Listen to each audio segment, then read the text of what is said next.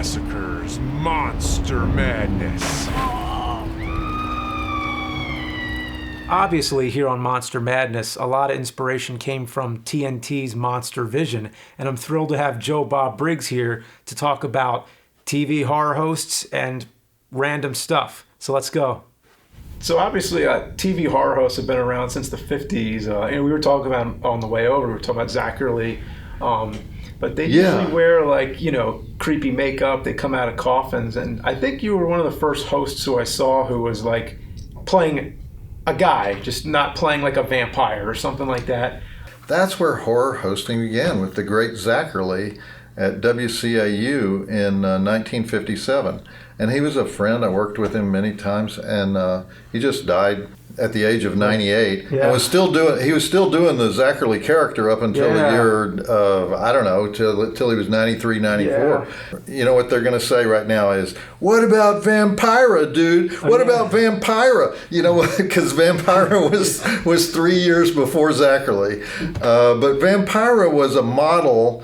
Elvira is basically based on Vampira, and Vampira was on for about a year and a half on a local LA station in early 1954. Most people know her from Plan 9 from Outer Space, where she's walking around that graveyard like a zombie with her arms out like this. Very iconic. It's harder to find footage of Vampira. I think most of it is gone. And John Zachary kind of set the rules for what I think are the horror hosting rules, which is it has to be about the movie. Even though he was goofy and he wore the Dracula thing and he had all the props and he did he would have a cauliflower and he'd make it into a brain and make it all bloody and everything, but it was always about the movie. He integrated his stuff into the movie.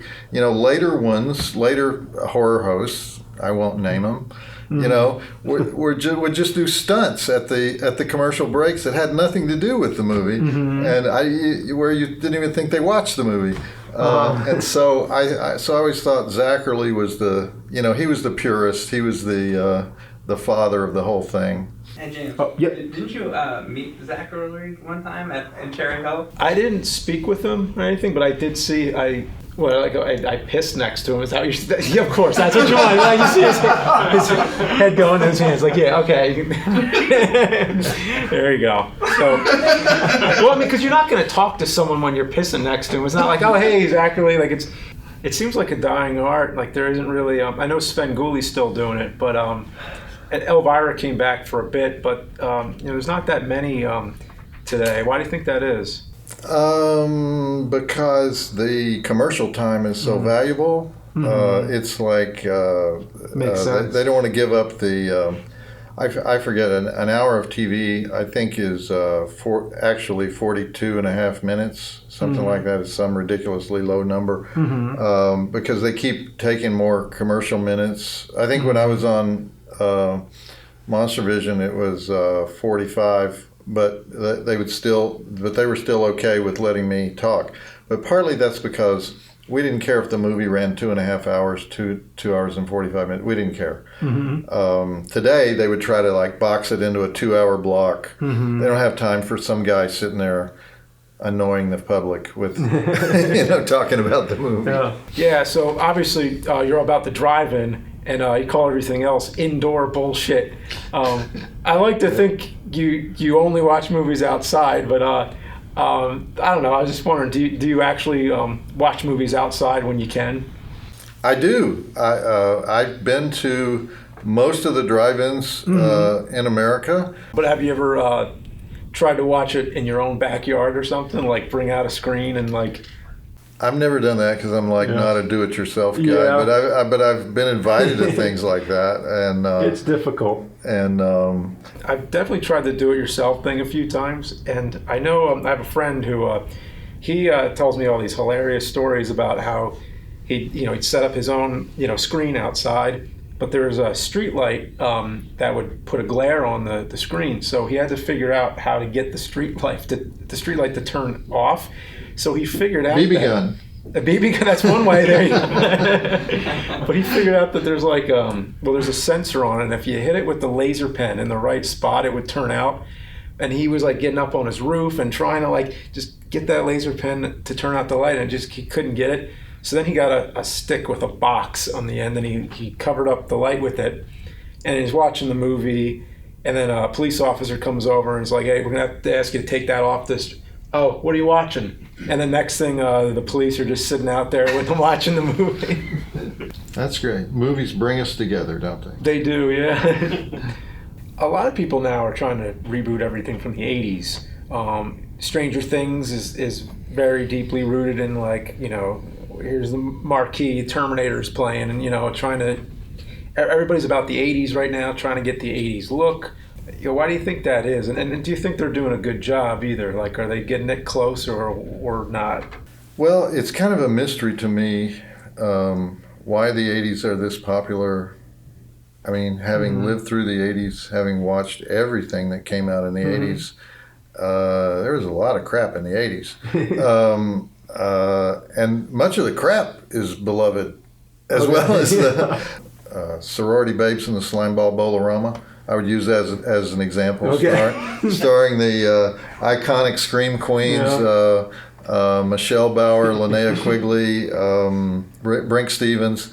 Definitely wasn't watching that when I was a kid. Okay, that's a Dave Dakota film. Dave has probably made 300 films. Didn't Corman make like 700 or something? Well, he produced. Roger Corman just produced directing, 700 films. Dave directed 300 films. Okay, so it's crazy. Some of them hang together really well, and some of them don't. And some of them just have a cool title, like Sorority Babes in the Slimeball Bowl-O-Rama. and so they enter the popular culture because everybody watches them. When networks buy movies, they go to the film market and they say, we want these 2 movies. And the distributor will say, I'll sell you those 2 movies if you buy these other 40. And so they come back and they got this bag of movies. We have 42 movies. We only like 2 of them. And so the others would be on my show. Okay, so we had this West German sex comedy in the years when there were 2 Germanys, East and West. Well, there was no such thing as an East German sex comedy, but they called it the West German sex comedy, and it was called She's 19 and Ready. Okay. And she wasn't 19, she was more like 45, and she wasn't ready, and you didn't really want her to be ready, but she's 19 and ready. No matter how many times we would show She's 19 and Ready, it would get this huge rating. Everybody wanted to see She's 19 and Ready. So it's like, it was a title literally carried by its title, you know, that was so perfect that that millions of people saw it, you know, and millions of people saw Sorority Babes in the Slimeball Bowl-O-Rama because there's not even a slime ball. I always wanted to ask Dave Dakota, who's the slime ball? There's no slime ball. The monster is an imp. In fact, it may be the only movie I know of where it has an imp monster. It's a jive-talking imp monster.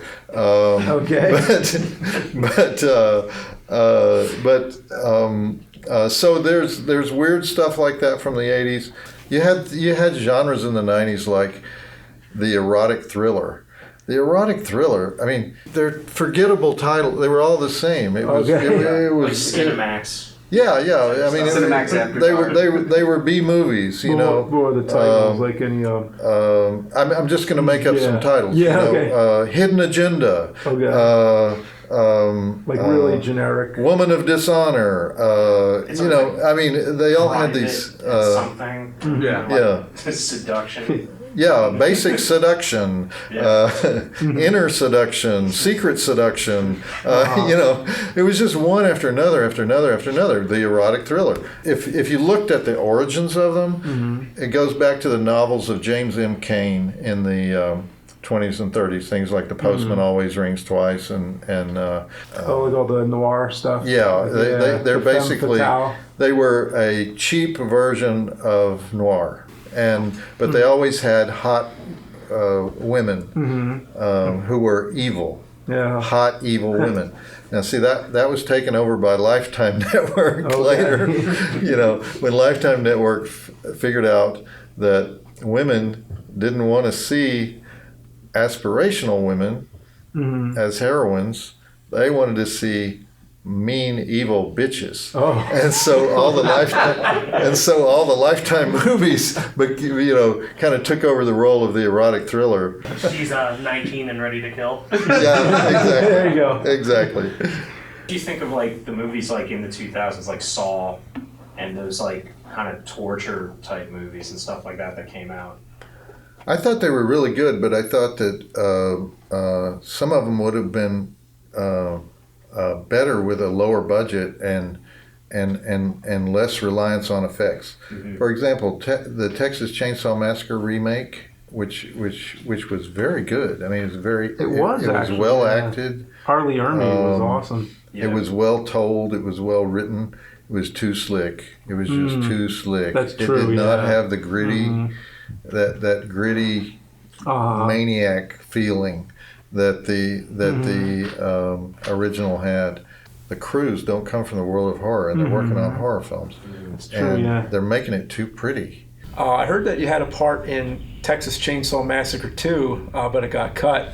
What was the role and why did it get cut? When they were making Texas Chainsaw Massacre 2, they tell Tobe Hooper, the director, hey, here's that guy that writes all the stuff about Texas Chainsaw Massacre. And so Tobe says, get over there with Kit Carson, the screenwriter, and write a couple of scenes for yourself where, you're killed by Leatherface. Where I basically play myself coming out of the movie theater, and when Leatherface is on his Texas OU weekend rampage, he kills me. And there's more to it than that, but that's basically what it is. And so I have a kill scene, and so 2 weeks before the movie comes out, Toby calls me and he says, I feel really bad. Canon Films is cutting the running time on the movie, and they want to take your 2 scenes out. And I said, oh, that's really surprising, Toby, that the 2 scenes you said write and attach to the movie at the last minute after you've already started filming would be unnecessary in the final cut, And so I said, that doesn't surprise me at all, Toby, that's fine, But he says, I feel really bad about it, I feel really bad. They put the 2 scenes on there as one of the extras, one of the DVD extras. So they're out there somewhere. People play monsters and they're always in the suits, like actors who are not recognized. It's kind of nice to see them get acknowledgement after all this time. Do you feel like finally a lot of these people, people have played Michael Myers, that they're finally getting, recognized?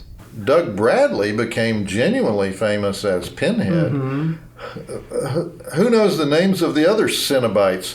I mean, weren't there like 4 Cenobites in Hellraiser? Yeah, I've always thought the other ones were a little more interesting, to tell you the truth. Yeah, but the only one we know is Doug Bradley because he kept coming to the conventions and putting on the makeup. And I think I first watched that movie and I was like, oh, there's more of these things. This is awesome. The first Jason is a guy named Ari Lehman. And for some reason, when I go to a horror convention, he's always at the next table. I don't know why. They always put us side by side. So I've talked to Ari a lot. Yeah. Ari has a band called First Jason. And so that's awesome. And Kane Hodder has been Jason many more times than Ari has been, but as Ari says, I will always be First Jason. Kane. Yeah. But all right, well, thanks for joining us. That was awesome. So, we've, doing Monster Madness for so long. Monster Vision's been such a huge inspiration, and I'm sure this made a lot of people happy. So, thanks for coming by. All right, thanks for having me, James. This was great.